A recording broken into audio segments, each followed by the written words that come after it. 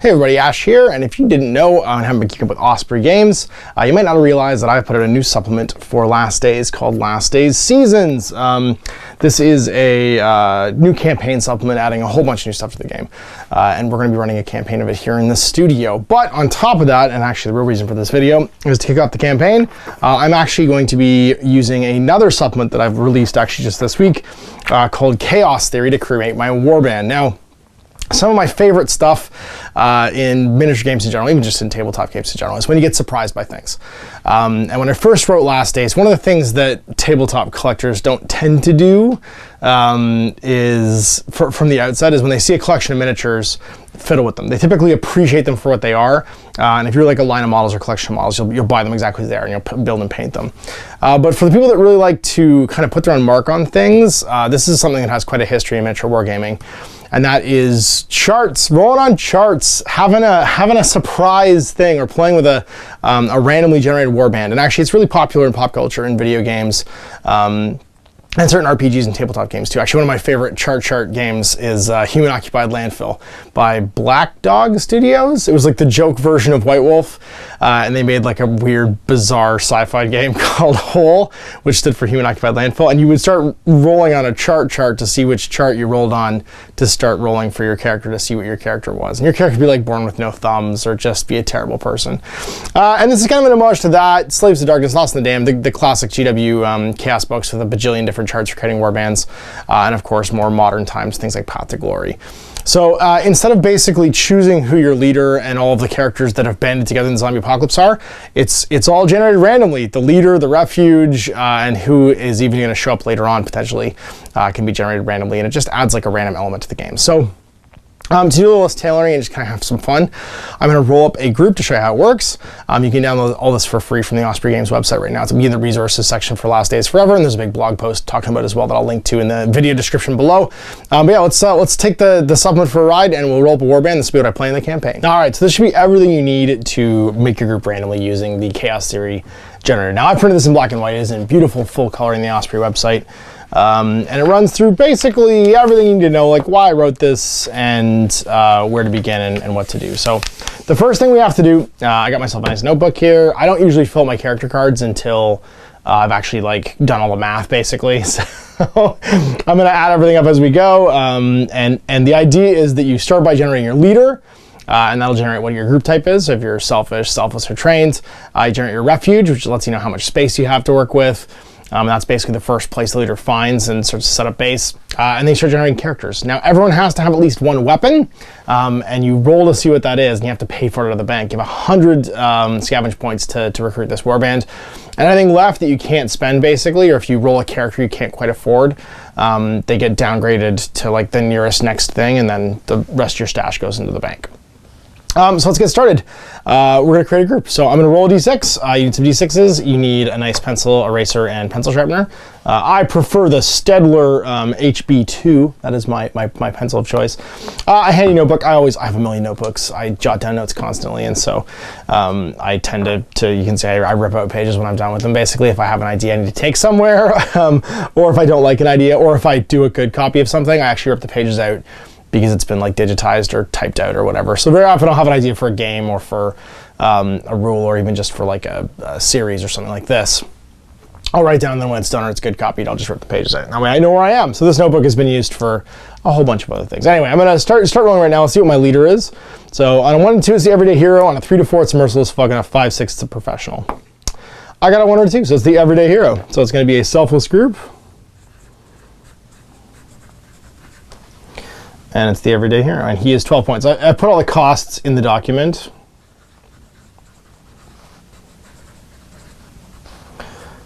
And that's going to let me keep track as we go. So he has to have at least one weapon. So I have to see what kind of weapon he shows up with. I roll first on the weapons and equipment table. On a 1 to 3, it's a close combat weapon. On a 4 to 5, it's a ranged weapon. On a 6, it's from the miscellaneous. It's miscellaneous, so I'll have to roll again because I have to have at least one weapon to fight with. But we're going to flip over to the miscellaneous table now. And I can get everything from booze to medical supplies. What do I show up with? A little booze. So I gotta pay for that too, it costs 2.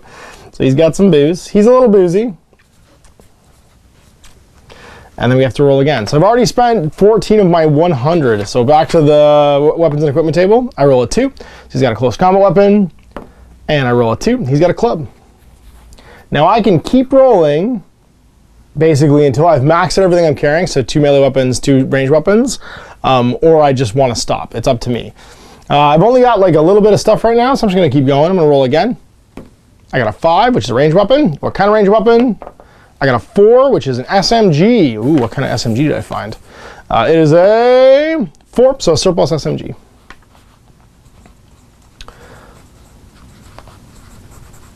That's pretty cool, and that's going to cost me 4. So right now my leader is sitting at 20, so I'm at a fifth of my total group size. I think I'm pretty happy with that, and we're just going to go 20 scouch points. And be done. We're gonna move on to the next character. So as soon as you've got your leader, you gotta roll your refuge type. And your refuge type is gonna be on a 2d6 roll. And basically the mid ones are all the kind of standard ones, like the bar, the police station, the church, the farmhouse, or the prison. And the weirder ones, like the cabin in the woods, go off to like the left and the right and get to the weird numbers. So let's see what I stumble into and set up base in. A 5. So the police station. Ooh. So that means my maximum group size is going to be 8.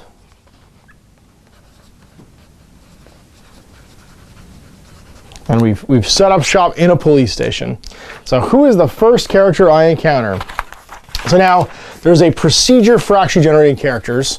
And the idea here is that you generate as close to a legal group as you possibly can, but still keep it interesting and have it be a bit random. When you make a group in Last Days, typically your leader dictates who can show up. And that's still true in this case. But the restrictions are a little more loose to sort of showcase the fact that you're not getting to pick and choose, so there's a little less restrictions on how many of an individual character you can have. So first thing we do, it's going to be on the table that shares the same keyword as leader. So the first person I encounter is someone who's like the same belief system as me. So we're going to roll in the selfless characters. On a 1, it's a firefighter. On a 2, it's a rescue worker. On a 3 to 4, it's a farmer. On a 5, 6, it's just a good Samaritan. And it's a 3, so it's going to be a farmer. Famadan. Oh my God, I'm literally building the people from Letterkenny. Oh my God, maybe I will build the people from Letterkenny. Oh, this is gonna be great. So it's a farmer who costs 12.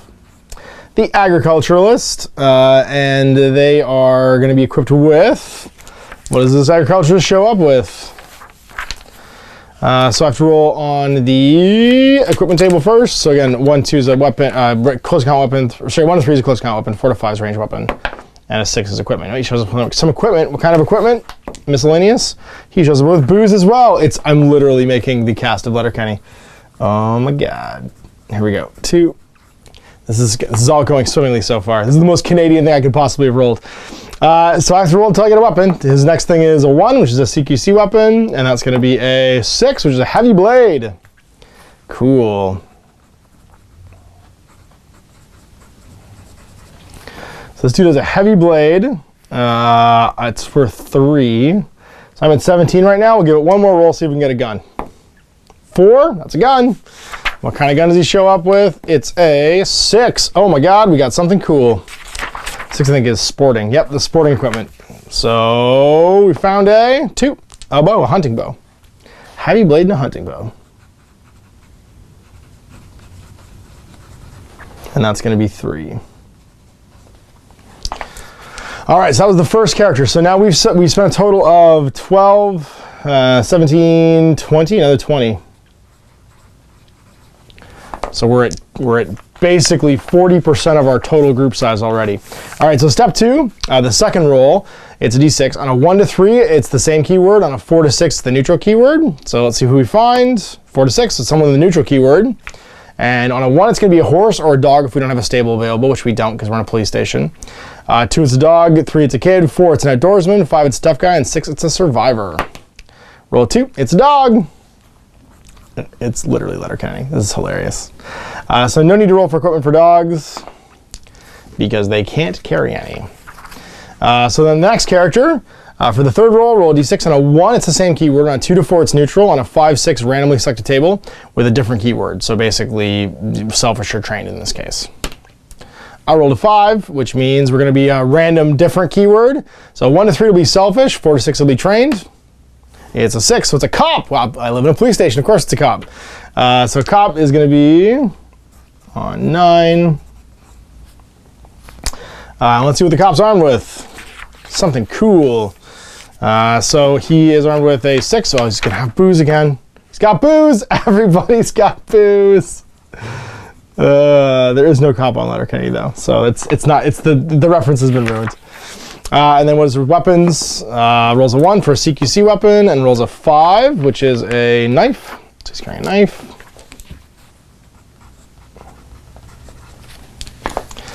Then we're trying to get him a gun. Roll again. 4, we got a gun. It's a 5, so on 5 the table is rifles, I believe. Yep, on the rifle table.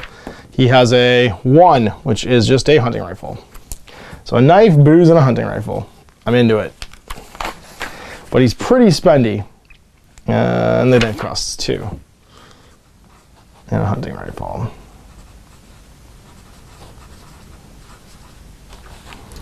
Which costs 4. So he costs 17 total. 9 total, because I forgot that one.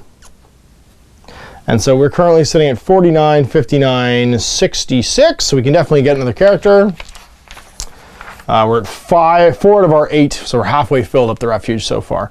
So now we repeat steps 1 to 3. So we roll another character with the same keyword as us, and then we go back and forth until the refuge is filled or not. So far we have 2 selfless, a neutral, and a trained. And a trained. So we're basically actually fulfilling the right requirements for building a group if we were doing this out of the book still. So let's see what happens for the selfless table. A 4, which is going to be another farmer. Oh, here we go. And that's a 12, and they come equipped with 4, which is going to be a gun, and the gun table is going to be a rifle type again, and 2, which for rifle type is again a hunting rifle. No booze this time.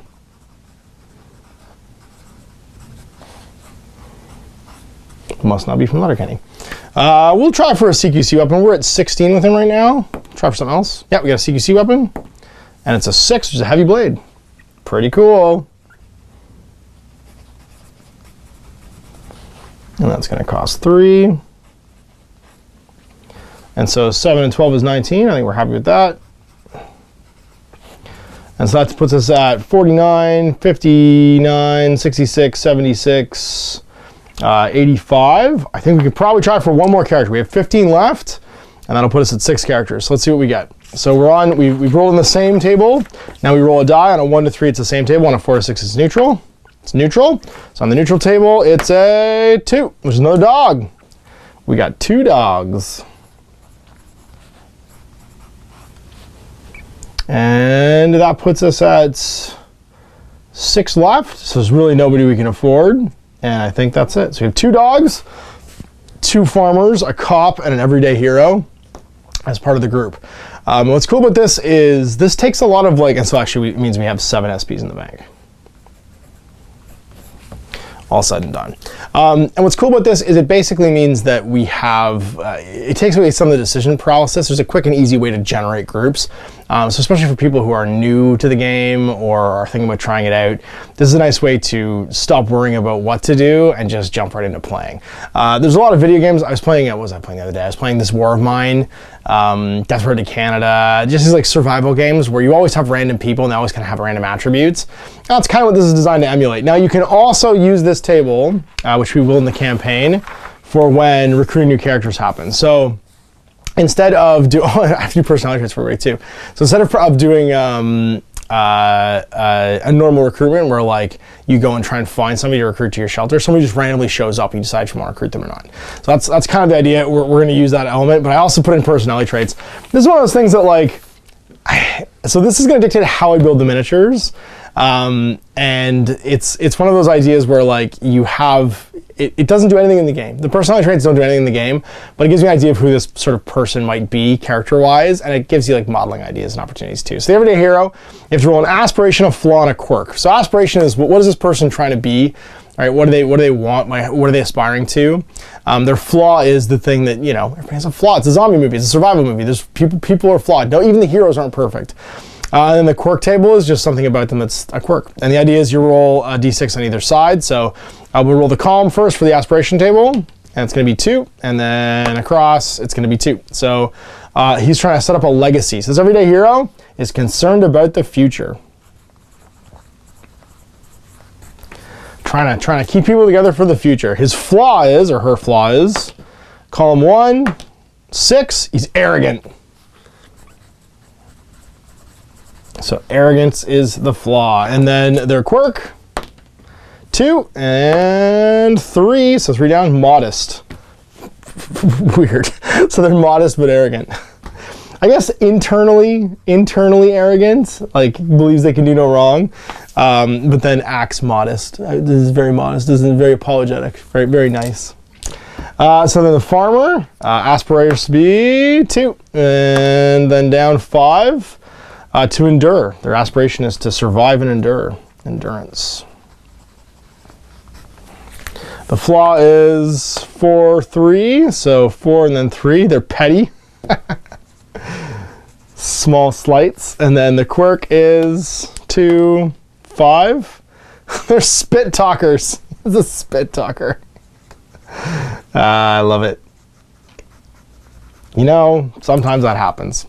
I'm not going to roll for the animals. We'll just roll the quirks for the animals, actually.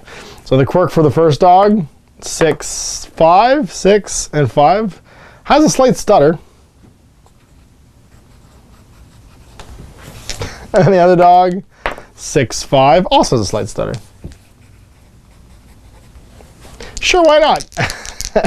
And that was our farmer. Our cop aspires for 3, 5, so 3 and then down 5, adoration. Wants to be loved. Just wants love. That's okay. Their flaw, 1, 5, is they're gullible. And then their quirk, 1, 2, they're a bit weepy. They cry a lot. It kind of sounds like Terry Crews in Brooklyn Nine-Nine. I should think of Terry Crews. That'd be amazing. And then the other farmer, 1, 1, looking for glory. Their flaw is 4, 5, so a bit prudish. And then their quirk, 2, 1, they're very hygienic. A hygienic farmer, makes sense. So anyway, tomorrow we are going to start I'm going to start actually building and assembling these miniatures and trying to figure out what I'm actually going to be like painting for the rest of the week and playing through the campaign. So you can check that out then. And yeah, this is going to be fun. So I need a character with a club and an SMG, a farmer with a heavy blade and a hunting bow, a dog, another dog, a cop with a hunting rifle, a knife and some booze, and then a farmer with a hunting rifle, heavy blade. So we'll see how that goes. Tune in tomorrow for that. Oh, so there it is. I have a challenge ahead of me. I have to build and paint all these characters now before we start playing the games. The first game I'm going to kick off the campaign with, actually, though, I'm going to show off the solo rules and the cooperative rules in the first 2 games. So you'll get to see how those work. And so I have a little bit of time, and I'm not waiting on somebody else to get this done as well before we get this started. So check out tomorrow. You can see my progress. I'm going to just basically go through the studio, grab a whole bunch of like bits and pieces of like zombie apocalypse miniatures that I have lying around, of which there is a lot. And then I could throw the camera together and basically start building like my first couple of miniatures at least, so you can see how it works. That'll be tomorrow. Until then, I'm Ash. Happy gaming. I hope you enjoyed that video. If you want to support the channel, of course, like and subscribe and hit the little bell below so you get notifications when I post future content. I do post stuff 7 days a week. If you want to support the channel further, you can, of course, buy a t-shirt through Spreadshirts, buy a measuring gauge or objective markers from Death Ray Designs, or, of course, most importantly, there is Patreon. Patreon is what makes all this possible, keeps the lights on, pays for the studio costs, pays for the equipment, model costs, and everything else, and most importantly, puts food in my kids' bellies and a roof over their heads. Big thanks to everyone, past, future, who supported me. I do this stuff because of you guys, and of course, I will continue doing it as long as I can.